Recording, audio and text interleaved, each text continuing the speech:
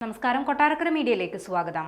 പാക് വ്യോമപാത അടച്ച പശ്ചാത്തലത്തിൽ വിമാന കമ്പനികൾക്ക് സുപ്രധാന മാർഗനിർദ്ദേശവുമായി വ്യോമയാന മന്ത്രാലയം. റൂട്ടുകളിലെ മാറ്റം യാത്രക്കാരെ കൃത്യമായി അറിയിക്കണമെന്നാണ് പ്രധാന നിർദ്ദേശം. ഇതിനു പുറമെ വഴിമാറി പോകുന്നതിനാൽ ഏതൊക്കെ സ്ഥലത്ത് ലാൻഡ് ചെയ്യണമെന്നതിനെക്കുറിച്ചും മുൻകൂട്ടി വിവരം നൽകണം.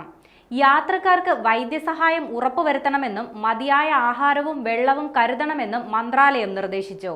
അതേസമയം വിമാന ടിക്കറ്റ് നിരക്ക് ഉയർന്നാൽ കേന്ദ്രം ഇടപെടുമോ എന്ന കാര്യം നിലവിൽ വ്യക്തമല്ല.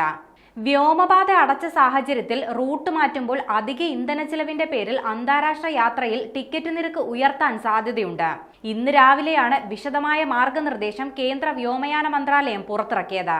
വഴിമാറി പോകുന്നതിനാൽ വിമാനയാത്രയിലെ സമയദൈർഘ്യം അടക്കമുള്ള കാര്യങ്ങളിലും വഴിയിൽ സാങ്കേതിക കാര്യങ്ങൾക്കായി ഏതൊക്കെ വിമാനത്താവളങ്ങളിൽ വിമാനം ഇറക്കേണ്ടി വരുമെന്ന കാര്യങ്ങളിലുമടക്കം മുൻകൂട്ടി യാത്രക്കാരെ അറിയിക്കണമെന്നാണ് നിർദ്ദേശം.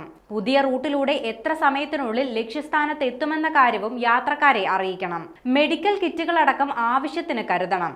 അടിയന്തര ആവശ്യങ്ങൾക്ക് ലാൻഡ് ചെയ്യാനുള്ള വിമാനത്താവളങ്ങളിൽ ആവശ്യമായ അറിയിപ്പ് നൽകണമെന്നും നിർദ്ദേശം നൽകിയിട്ടുണ്ട്. പഹൽഗാം ഭീകരാക്രമണത്തിന്റെ പശ്ചാത്തലത്തിൽ ഇന്ത്യയും പാകിസ്ഥാനും തമ്മിലുള്ള നയതന്ത്ര ബന്ധത്തിൽ കടുത്ത നടപടികൾ സ്വീകരിച്ചിരുന്നു. ഇന്ത്യ എടുത്ത കടുത്ത നടപടികൾക്ക് പിന്നാലെയാണ് പാക് വ്യോമമേഖലയിൽ ഇന്ത്യയിൽ നിന്നും ഇന്ത്യയിലേക്കുമുള്ള വിമാനങ്ങൾക്ക് വിലക്ക് ഏർപ്പെടുത്തിയത്.